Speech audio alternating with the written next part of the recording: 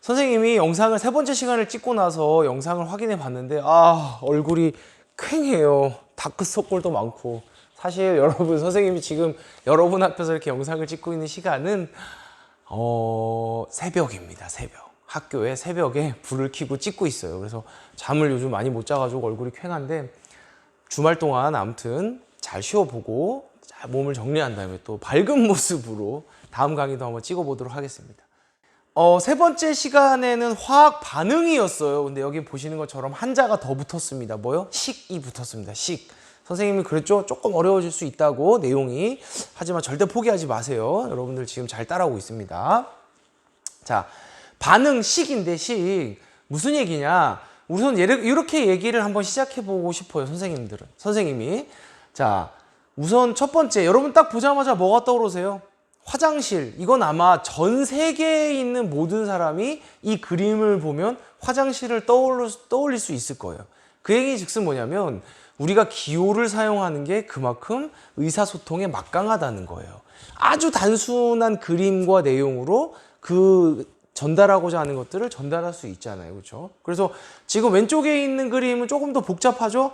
근데 그거를 이렇게 단순화시켜도 아마 대부분의 사람들은 여기가 남자고 여기가 여자라는 것을 금방 받아들일 수 있겠어요. 그래서 우리 사람들은 조금 더 잘 쉽게 이해할 수 있도록 기호라는 것을 만들어서 표현을 합니다. 그래서 예전에 이 그림 2학년 때 아마 보셨던 적 있을 거예요. 원소라는 것을 발견을 했고, 그 원소라는 것을 표현하기 위해서 지금 보는 것처럼 이렇게 기호를 만들었어요. 근데 그 기호가 단순하면 좋겠어요? 아니면 기호가 복잡하면 좋겠어요? 당연히 단순하면 좋겠죠. 아까 화장실에 봤던 것처럼 왼쪽 기호보다 오른쪽이 훨씬 더 표현하기도 쉽고 이해하기도 쉬울 수도 있어요. 그래서 시간이 지나면서 원소의 개수가 점점 많아졌고, 그것들을 그림으로 표현하기가 어려워져서 결국은 오늘날의 현대에 와서 보면 이렇게 우리가 원소 기호, 알파벳을 이용해서 사용할 수 있게 되었습니다. 그러니까 지금 기호도 물론 중요하긴 한데, 양이 많아지고 이럴 때는 그것을 더 표현하기 쉽게 우리가 약속하는 것이 중요할 수도 있다는 거예요. 자, 교과서에 있는 내용을 한번 확인을 해봅시다. 박사님이 나오셨죠? 박사님이 나오셔서 물을 전기분해하면 수소와 산소가 나옵니다 라고 썼어요. 우리 물론 한글이니까 물, 수소, 산소 썼습니다. 근데 수소 부피가 산소 부피의 2배가량 나오더군요 라고 이야기를 하고 있는데, 이것들을 우리가 그림을 그리거나 글씨로 썼더니 그걸 듣는 사람이 뭐 저렇게 복잡하지? 조금 더 단순하게 이 과정을 표현하고 그걸 이해할 수 있는 방법이 없을까라는 이야기를 하고 있습니다. 시작하기 전에. 자, 그래서 우리 과학자들이 만든 거예요. 뭐냐면 모형입니다. 모형. 물을 실제로 들여다봤을 때 정말 선생님이 저번 시간에 얘기했죠? 미키마우스. 저거 선생님 거꾸로 그리고 싶네요. 하얀색 수소를 위로 가게 만들면 이렇게 미키마우스가 됩니다. 그렇죠? 미키마우스의 모양을 만들었어요. 저거는 모형이에요. 모형. 실제로 저런 걸 관찰해 볼 수 있는 상황은 아직까지는 아니에요. 근데 이런 형태라는 걸 우리가 여러 가지 과학적인 사고를 통해서 알게 됐고, 이렇게 모형으로 나타내게 됐습니다. 이 모형을 보면 우리는 금방 이해가 가요. 물이라는 물질은 산소 하나와 수소 2개가 미키마우스처럼 붙어 있구나. 근데 산소가 크고 산소가 크고 수소가 좀 더 작구나. 원자가. 이런 것도 판단할 수가 있겠죠. 그리고 물 2개, 우리 분자라는 거, 원자라는 거 2학년 때 분명히 배웠습니다. 원자가 결합해서 물질이 돼 있는 것을 우리가 분자라고 얘기해요. 그래서 왼쪽은 물 분자 2개가 분해가 되면, 아까 우리 세 번째 시간에 배웠던 것처럼 두 친구가 서로 싸우면 멀어지잖아요. 이 과정이라고 생각하면 돼요. 물 분자, 물은 원래 수소하고 산소가 서로 사이좋게 친해 있었는데 어떤 이유로 서로 멀어진 거죠. 그래서 수소는 수소끼리, 산소는 산소끼리 다시 분리가 된 거예요. 이런 것들을 우리가 화학 반응이라고 얘기하고, 지금 보는 것처럼 그림을 이용해서 모형으로 나타낼 수가 있어요. 좋죠, 그렇죠? 그러니까 우리가 화장실 얘기부터 시작해서 선생님이 하고 싶은 얘기는 뭐냐면, 기호나 모형을 이용하면 좀 더 쉽게 이해할 수가 있어요. 그래서 지금 보는 것처럼 모형을 이용하면 쉽게 우리가 화학 반응을 여러분들이 그림을 통해서 받아들일 수가 있어요. 근데 이 모형이 무조건 좋느냐? 그 상황이 아닐 수도 있다는 거예요. 무슨 얘기냐면 이거를 여러분이 뭐 중학교 과정에 이해하라는 얘기가 아니라 왼쪽의 그림에서 보는 것처럼 지금 방금 전에 봤던 물이나 수소나 산소는 간단하게 모형으로 나타낼 수 있지만 저렇게 복잡한 물질도 이 지구상에는 많다는 거예요. 근데 그거를 우리가 저렇게 모형으로 나타냈을 때 이해하기가 쉽진 않을 수도 있거든요. 그럼 이걸 좀 우리가 어떻게 하면 잘 소통할 수 있을까? 내가 그림을 그려놨더니 제가 딱 알아먹었어. 이러면 쉬운데 그게 뭔지 모를 수도 있어요. 그럼 저게 뭔지를 서로 잘 이해하기 위해서 우리가 이렇게 그러니까 그림으로도 나타낼 수 있거든요. 원자 기호를 사용해서. 근데 이것조차 어려워서 우리가 아예 이렇게 식으로 표현을 할 수가 있어요. 분자식으로 표현을 하기도 합니다. 그럼 이런 상황 같은 경우는 방금 전에 봤을 때는 우리가 그림이 더 편할 수가 있지만 복잡한 물질일 경우에는 아예 분자식이 더 편해질 수도 있다는 거예요. 상황이 조금 이해가 가시나요? 왜 이렇게 쉬운 모형 그림이 있는데 우리를 이렇게 피곤하게 이렇게 분자식을 만들어? 이 분자식을 만든 이유는 여러분들이나 이걸 배우는 사람이 또는 이거를 사용하는 사람이 더 편하자고 만들었다는 얘기예요. 지금까지 이야기의 흐름 이해 가시죠? 그렇죠?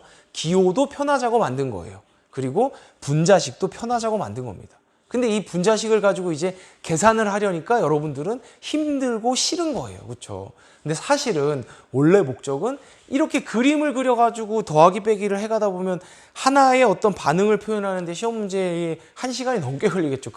누가 그림 잘 그렸나? 아닌 거예요. 분자식으로 표현하면 그 반응하는 과정을 금방금방 표현할 수 있다는 거죠. 그러니까 이건 편하자고 만든 거기 때문에 여러분들이 지금부터 배울 화학 반응식은 계속 마음으로 받아들이세요. 우리를 편하게 하기 위해서 과학자들이 만들었구나 라고 받아들이시고 이제 들어가 보도록 합시다. 요거 2학년 때 배운 거예요. 2학년 때. 그리고 요 정도의 원소 기호는 우리가 기억을 하고 있자고 분명히 얘기를 했습니다. 기본적으로 이 원소 기호를 알고 있어야지 밑에 보이는 것처럼 원소 기호를 이용해서 반응식을 만들 수 있는 겁니다. 반응식을. 그림을 그리지 않고 원자를. 그렇죠? 근데 지금 상황에서 여러분들 같은 경우 이게 선생님 입장에서는 더 그림으로 이해하는 것보다 이해하기 편한데 아직은 익숙하지 않을 수도 있어요. 그러니까 여러분들이 이번 단원을 잘 따라오려면 제일 먼저 첫 번째로 해야 될 게 뭐예요? 원소 기호를 암기해야 됩니다. 그리고 매일 보는 이제 가나다라 익숙하잖아요. A, B, C, D 익숙하죠? 그렇죠? 그런 것처럼 여러분들이 이제 원소 기호에 익숙해지고 나면 밑에 있는 식은 사실은 수학에서 더하기 빼기 수준의 이야기예요. 여러분들이 이걸 어렵다고 받아들이는 이유는 제일 먼저 뭘 하지 않았기 때문에 원소 기호를 암기하지 않았기 때문입니다. 그래서 눈에 익숙하지 않은 거예요. 그러니까 제일 먼저 할 일은 원소 기호를 꼭 암기합니다. 계속 써보고 외워보고 주변에다 붙여놓고. 이해 가시죠? 무슨 얘기인지? 그럼 여러분들 태백에 O2 리조트가 있어요. 익숙하잖아요. 그 O2 뭐예요? 산소 리조트입니다. 산소 리조트. 아시겠죠? 자, 요거 분명히 여러분들 원소 기호 외우시고 이제 이 식이 익숙해져야 되는데 이 식을 한번 이해를 해봅시다. 이 식은 뭘 표현한 거냐면 위에 있는 이 입자 모형을 표현한 거예요. 자, 왼쪽에 보는 것처럼 산소 하나에 수소 2개가 붙어 있다라는 걸 우리가 H2O라고 표현을 합니다. 물은 H2O예요. 근데 왼쪽에 보면 그 미키마우스 H2O가 몇 개 있어요? 2개 있습니다. 2개. 그래서 H2 앞에다 2라는 숫자를 붙여놓은 거예요. 조금 느낌이 오시나요? 자, 그 다음에 화살표 오른쪽으로 와보면 H 2개가 붙어 있기 때문에 우리가 H2를 수소라고 이야기를 하고 그 H2 분자가 몇 개 있는 거예요? 2개가 있습니다. 그래서 또 이 H2라고 표현을 해놨어요. 네, 요 과정입니다. 자, 이거를 지금부터 오늘 네 번째 강의에서 가장 중요합니다. 이렇게 용어로서 정리를 한번 해봅시다. 자, 화학 반응식은 뭐냐면 화학식을 사용하여 화학 반응을 나타낸 거예요. 아까 계속 강조하고 여러분들이 세뇌당해야 되나? 아니면 체면을 거세요?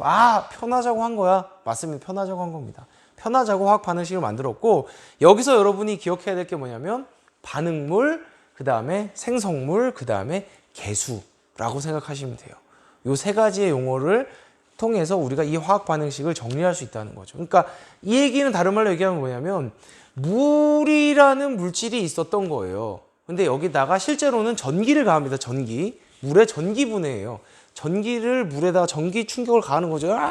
전기를 가하게 되면 물이 두 가지의 물질로 생성이 된다는 거예요. 그래서 우리가 생성물이라고 얘기를 합니다.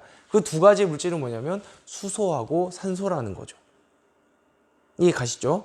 그래서 반응물하고 생성물로 얘기할 수 있는 겁니다. 그리고 그 물질, 그 화학식 앞에 크게 써 있는 숫자는 뭐냐면 그 분자가 몇 개 있느냐를 표현한다라고 생각을 하면 되는 거예요.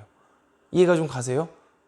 여러분들 요걸 이해를 시키면서 선생님도 어떻게 하면 더 잘 얘기할 수 있을까 고민하지만 이럴 때 정말 학교에서 가까이 있었으면 다른 예나 또는 확인을 통해서 여러분들이 이해하고 있는지 없는지를 판단할 수 있을 텐데 그 부분이 많이 아쉽긴 합니다. 자, 요거 오늘의 포인트 부분입니다. 요거 기억을 하고 있으셔야 돼요. 자, 그럼 교과서 오른쪽으로 넘어가 보세요.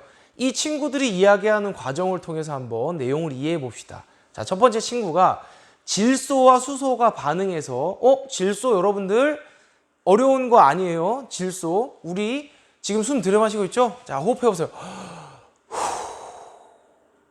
우리가 숨 쉬는 이유는 뭐죠? 산소를 마시기 위해서지만 지금 여러분들이 들어마신 공기에는 산소가 몇 %밖에 없어요? 예, 약 21% 정도밖에 없어요. 그럼 나머지는 뭘까요? 78, 9%에 해당하는 건 질소입니다. 질소. 여러분 질소 과자 이런 거 들어봤잖아요. 그러니까 우리 공기 중은 질소가 대부분이다라고 생각하면 돼요. 어려운 물질이 아닙니다.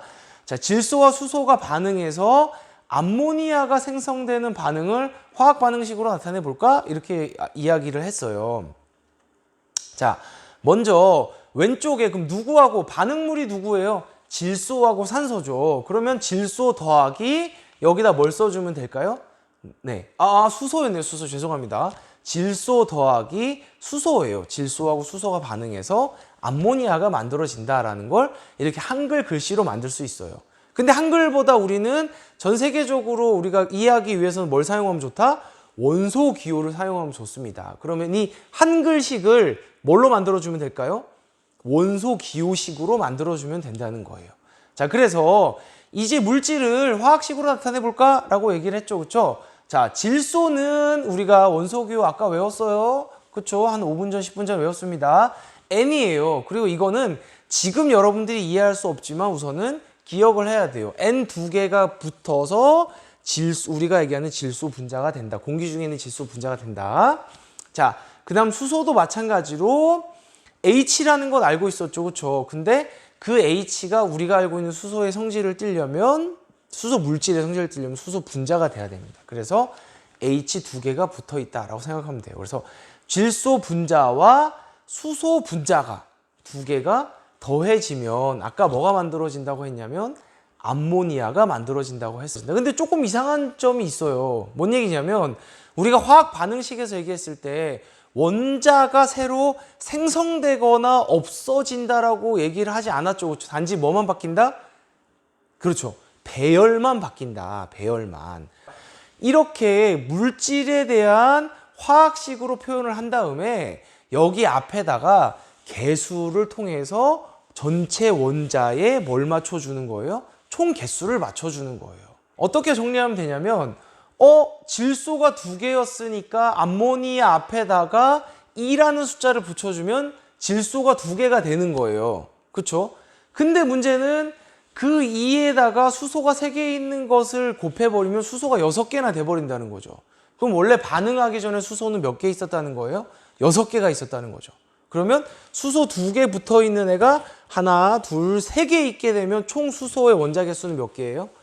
6개가 되겠죠? 그래서 수소 분자 앞에다 3이라는 숫자를 붙여주면 왼쪽에 있는 원자의 개수와 오른쪽에 있는 원자의 개수는 같아지고 그리고 그러한 반응식이 성립을 하게 된다라고 결론을 내릴 수 있습니다.